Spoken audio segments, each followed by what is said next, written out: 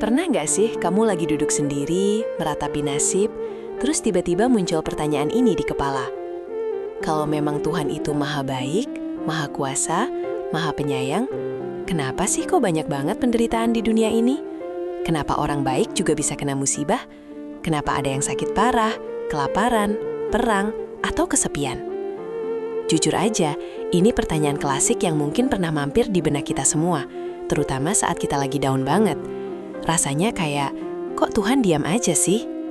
Pertanyaan ini wajar banget kok, karena otak kita yang terbatas ini seringkali cuma bisa melihat apa yang tampak di permukaan. Kita cuma lihat drama yang sedang dimainkan, tapi kita nggak ngerti skenario lengkapnya dari sang sutradara. Kita pengennya hidup itu mulus, senang terus, nggak ada masalah. Tapi kalau hidup itu cuma isinya senang doang, kira-kira apa bedanya kita sama robot yang diprogram buat bahagia? Video ini bukan mau menggurui atau sok tahu, justru kita mau coba ngobrol santai, ngopi bareng, buat nyari jawaban dari perspektif Islam dengan bahasa yang kita pakai sehari-hari. Kita akan coba bongkar pelan-pelan, kenapa sih Allah itu tetap ada dan maha baik, meskipun kita lihat banyak banget penderitaan di sekeliling kita. Mungkin setelah ini, cara kita melihat masalah itu nggak lagi sama. Mungkin setelah ini, kita jadi lebih paham kalau penderitaan itu bukan tanda Allah nggak sayang, tapi justru bisa jadi hadiah yang terselubung. Siap? Yuk kita mulai. Jangan lupa di like dan subscribe ya. Oke, mari kita mulai dari dasar paling penting. Dunia ini bukan surga. Allah itu maha adil dan maha tahu. Dia tahu kita maunya hidup senang terus.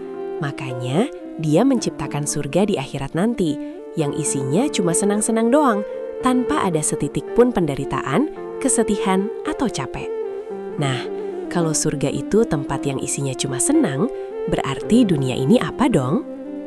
Dunia ini, kata Allah di Al-Quran, itu cuma tempat singgah sementara, kayak bandara transit gitu.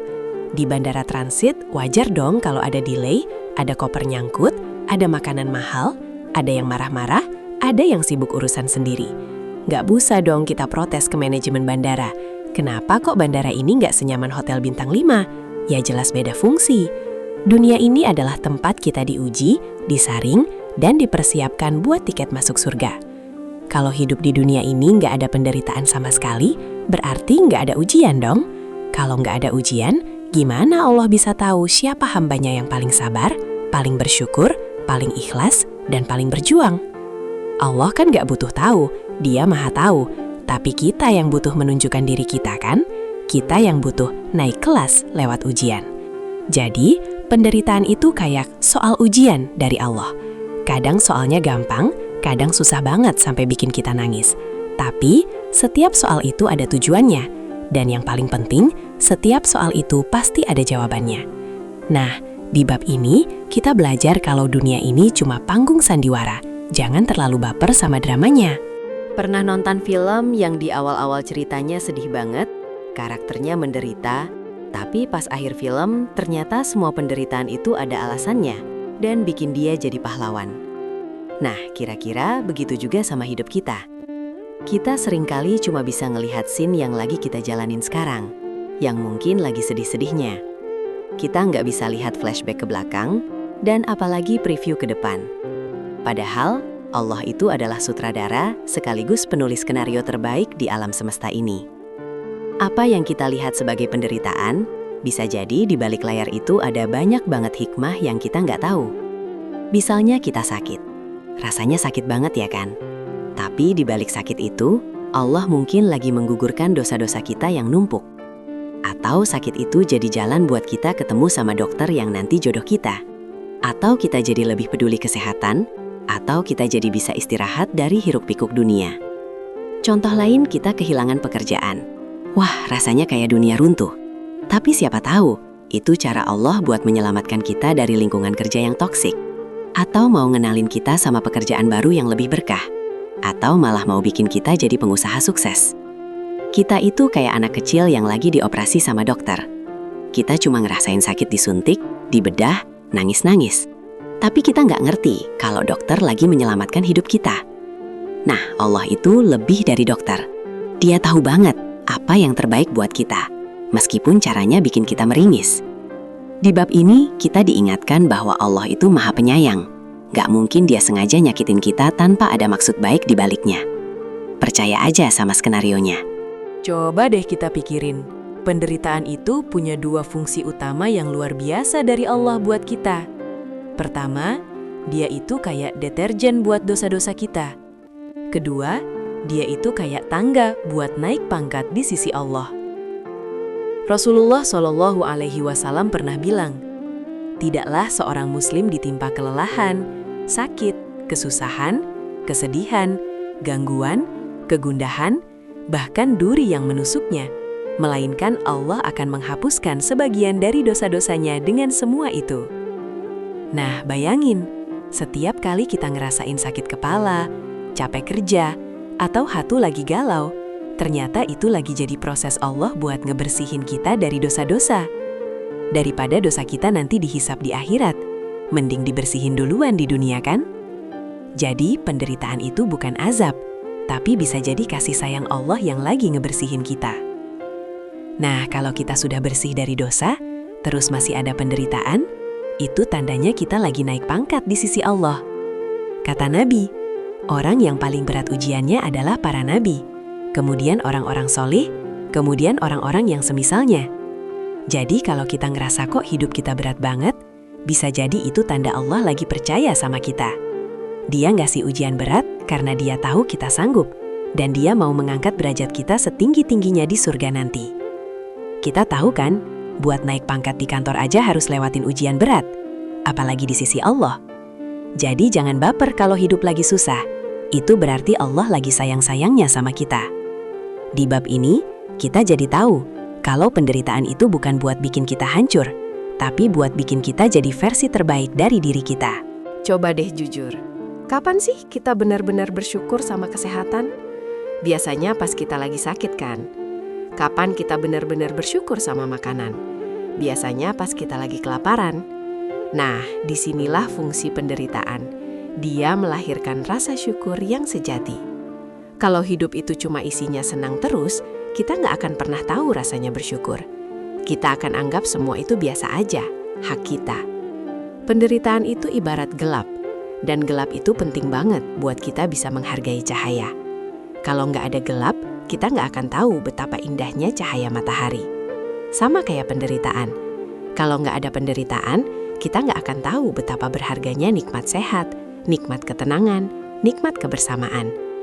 Dia menciptakan kontras dalam hidup kita.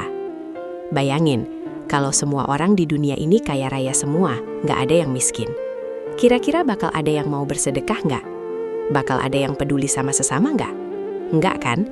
Justru karena ada penderitaan, ada yang miskin, ada yang sakit, ada yang butuh bantuan, itu jadi kesempatan buat kita buat jadi orang yang peduli, jadi orang yang dermawan, jadi orang yang punya empati. Allah itu sengaja bikin hidup ini ada warna-warninya, ada pahit manisnya, biar kita punya kesempatan buat jadi manusia seutuhnya, biar kita bisa merasakan semua spektrum emosi, biar kita belajar. Jadi, penderitaan itu bukan cuma buat kita doang, tapi buat bikin kita jadi lebih baik dan bikin orang lain juga punya kesempatan berbuat baik. Di bab ini, kita diajak buat melihat penderitaan sebagai pelajaran bersyukur dari Allah. Terkadang penderitaan yang kita alami itu bukan cuma buat kita sendiri loh, tapi bisa jadi itu pelajaran buat orang lain, bahkan bisa jadi penyemangat buat orang lain. Contohnya kayak cerita-cerita orang sukses yang dulunya jatuh miskin, bangkrut, sakit parah, tapi mereka nggak nyerah. Cerita mereka jadi inspirasi buat banyak orang. Nah, kalau orang itu nggak pernah menderita, nggak pernah jatuh, kira-kira ceritanya bakal semenarik itu nggak? Nggak kan? Jadi Allah itu kadang menggunakan penderitaan seseorang untuk jadi wake up call atau motivasi bagi yang lain. Mungkin kita lagi sakit, terus teman kita yang lihat jadi mikir, wah, aku harus lebih jaga kesehatan nih. Atau kita lagi bangkrut, terus teman kita yang lihat jadi belajar buat lebih hati-hati dalam bisnis. Allah itu kan maha memutarbalikkan hati. Dia bisa menjadikan musibah kita sebagai hidayah buat orang lain. Dan jangan lupa, penderitaan itu juga bisa jadi ujian buat orang-orang di sekitar kita. Allah lagi nguji, siapa nih yang mau nolongin hambaku yang lagi kesusahan ini? Siapa nih yang mau peduli sama saudaranya yang lagi sakit ini? Jadi setiap penderitaan itu punya efek domino. Dia bukan cuma menimpa satu orang, tapi dia memicu reaksi dari banyak orang. Dan setiap reaksi itu ada pahalanya di sisi Allah. Jadi penderitaan itu bukan cuma persoalan individual, tapi persoalan komunal juga. Di bab ini, kita belajar bahwa kadang kita menderita bukan karena kita buruk, tapi karena Allah mau kita jadi contoh dan pelajaran buat sekeliling kita. Tapi kok rasanya Tuhan jauh banget ya pas aku lagi menderita? Nah, ini dia poin pentingnya.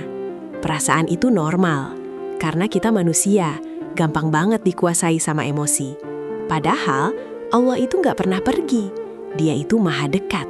Lebih dekat dari urat nadi kita sendiri, kata Al-Quran. Justru di saat kita menderita itulah, Allah itu lagi dekat-dekatnya sama kita. Rasulullah SAW pernah bilang, Allah berfirman, "Aku berada di sisi prasangka hambaku kepadaku, dan aku bersamanya saat ia mengingatku." Jadi, kalau kita prasangka baik sama Allah, kalau kita yakin Allah itu lagi nolongin kita meskipun kita nggak lihat, maka Dia akan benar-benar menolong kita. Allah itu nggak tidur, nggak lengah. Dia tahu setiap tetes air mata yang jatuh, setiap helai napas yang memberat, dan setiap doa yang terucap. Saat kita lagi menderita, itu adalah momen paling emas buat kita dekat sama Allah. Karena biasanya, kalau lagi senang, kita suka lupa sama Dia, ya kan? Nah, pas lagi susah, kita baru ingat Dia. Itulah kenapa Allah membiarkan penderitaan itu ada, agar kita kembali kepadanya, agar kita bersandar hanya kepadanya, agar kita tahu bahwa tidak ada kekuatan di dunia ini yang bisa menolong kita selain Dia. Itu seperti orang tua yang membiarkan anaknya jatuh saat belajar sepeda, bukan karena dia jahat, tapi agar anaknya belajar bangkit sendiri dan tahu siapa yang akan mengobati lukanya. Di bab ini, kita diingatkan bahwa Allah itu selalu on call 24 jam. Kapanpun kita butuh, Dia ada. Tinggal kita yang mau manggil Dia atau enggak. Jadi teman-teman semua, sekarang kita sudah sampai di akhir obrolan santai kita ini. Semoga pertanyaan, jika Tuhan ada, kenapa penderitaan juga ada, itu sudah mulai terjawab di hati kita masing-masing. Penderitaan itu bukan tanda Allah nggak sayang. Justru sebaliknya, Dia lagi ngasih kita hadiah yang tersembunyi.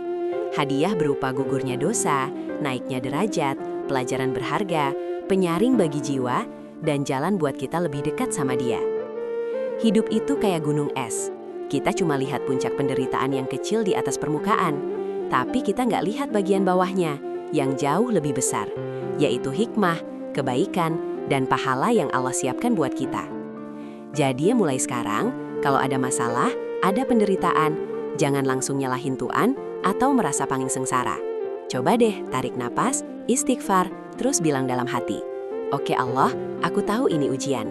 Aku yakin ada hadiah darimu di balik ini semua. Bantu aku kuat ya." Penderitaan itu nggak akan selamanya. Nggak ada yang abadi di dunia ini. Yang abadi itu cuma kasih sayang Allah. Dan satu hal lagi, Allah itu nggak akan ngasih ujian di luar batas kemampuan kita. Dia tahu kita kuat. Dia tahu kita bisa lewatin ini semua. Kita hanya perlu yakin. Yakin sama skenarionya, yakin sama kasih sayangnya, dan yakin sama janjinya. Terima kasih banyak sudah mendengarkan sampai akhir. Kalau obrolan ini sedikit aja bisa bikin hati kamu tenang, jangan lupa like, share, dan tulis di kolom komentar. Alhamdulillah, aku percaya skenariomu ya Allah. Saya Suara Surau, sampai jumpa di konten berikutnya. Wassalamualaikum warahmatullahi wabarakatuh.